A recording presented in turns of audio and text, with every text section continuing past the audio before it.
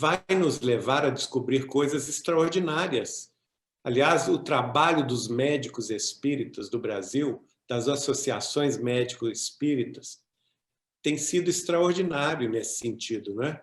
Vou citar aqui a doutora Marlene Nobre, que já foi citada, vou citar o doutor Décio Andoli Júnior, atual presidente da Associação Médico Espírita do Mato Grosso do Sul, em Campo Grande, o doutor Sérgio Lopes, psiquiatra, presidente da Associação Médico Espírita de Pelotas, no Rio Grande do Sul, não é?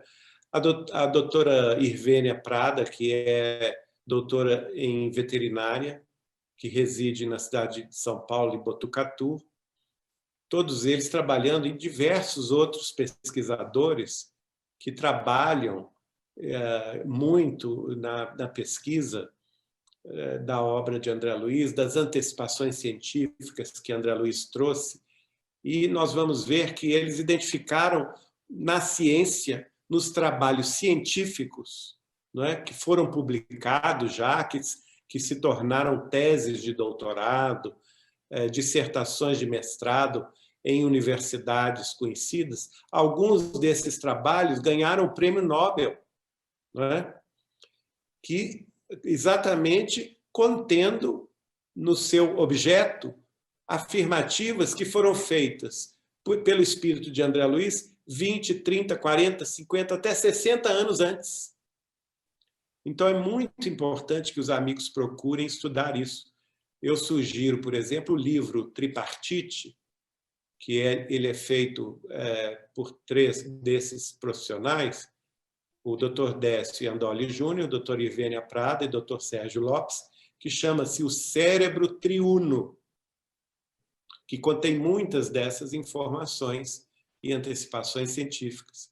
E outros, todos os livros do Dr. Décio a respeito, os livros sobre veterinária, sobre a evolução também, especialmente sobre os animais, da doutora Irvênia Prada, os livros que a Associação Médico Espírita do Brasil, a AME Brasil, tem publicado, são livros extraordinários, de importância relevante para a ciência espírita. E vocês vão encontrar aí essa questão com muita propriedade. Não vamos, naturalmente, ter tempo aqui de falar sobre isso, porque só isso já seria aí um seminário. Última pergunta, para poder dar um pouco de sossego para você, desde já agradecendo esse esforço seu de ficar 2 horas conosco aí. Você está nos dando um farto material para a veiculação de aspectos importantíssimos da doutrina espírita, tanto da parte filosófica, como a questão das civilizações extraterrestres e principalmente da transição planetária. O Chico falou muitas vezes em seus livros sobre a transição planetária. Eu lhe pergunto, a pergunta final nossa, a geração que começou agora, em 2019, pode ser considerada a primeira hora de um novo dia a partir de 2057? Sem dúvida nenhuma, Sidney. É essa geração que vai fazer a mudança. Vamos fazer o seguinte raciocínio. Allan Kardec, na nota da pergunta 798 do Livro dos Espíritos, ele disse que, após a geração dele, nós vamos entender isso muito claramente, que ainda haveríamos o problema da destruição da incredulidade. Por quê? Porque ele disse assim, ainda haverá, durante 2 ou 3 gerações, um fermento de incredulidade que só o tempo dissipará. Somando essa assertiva de Kardec com a assertiva dele a respeito da nova geração, que seria, então, ou 3ª ou 4ª, que aqui ele fala 2 ou 3. Por que ele fala 2 ou 3? Porque o futuro não é determinado. ele é variável de acordo com também o livre-arbítrio pessoal e coletivo das nações humanas, não é? Nós poderíamos ter andado mais rápido na evolução da transição planetária se nós tivéssemos aceitado o Consolador lá com Kardec. E não passaríamos, se toda a humanidade, se toda aquela civilização europeia e norte-americana, naquela época, em meados do século XIX, tivesse aceitado a obra de Kardec, a Revelação Espírita de boa mente, nós não teríamos um século XX tão sangrento, não é? Mas isso nós sabemos que não ocorreu. O Espiritismo morreu, inclusive, na França.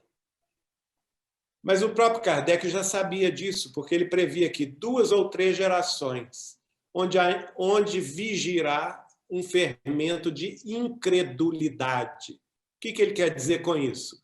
É o mundo materialista que ainda iria vigir durante 2 ou 3 gerações.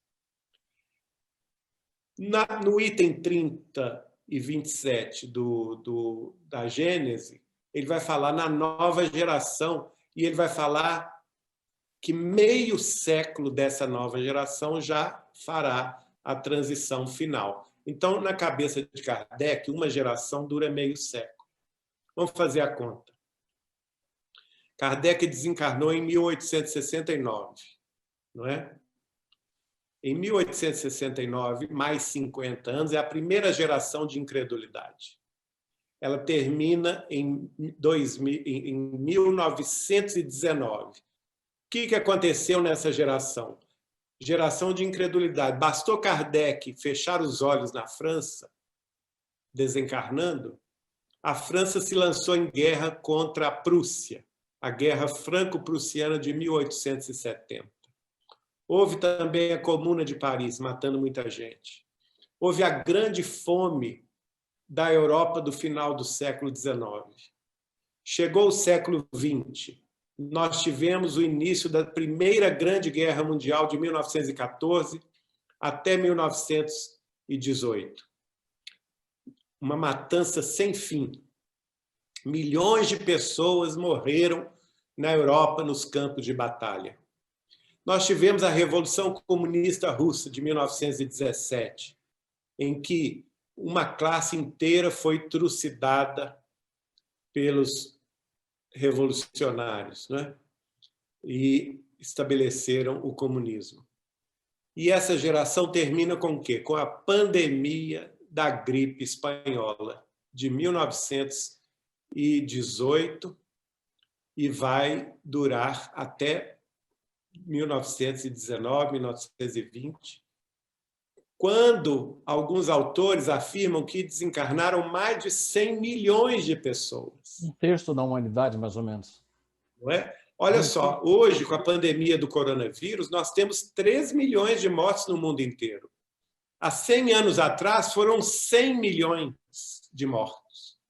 Veja aí, não é? Aí começa a segunda geração de incredulidade, que é de 1919 até 1969. Qual a característica dela? Materialismo. Por quê? Nós tivemos, por exemplo, a quebra da Bolsa de Nova York em 1920, gerando a Grande Depressão Econômica dos anos 30. A Grande Depressão Econômica foi gestora do fascismo na Itália, do nazismo na Alemanha. Cristo, quando ele nos disse: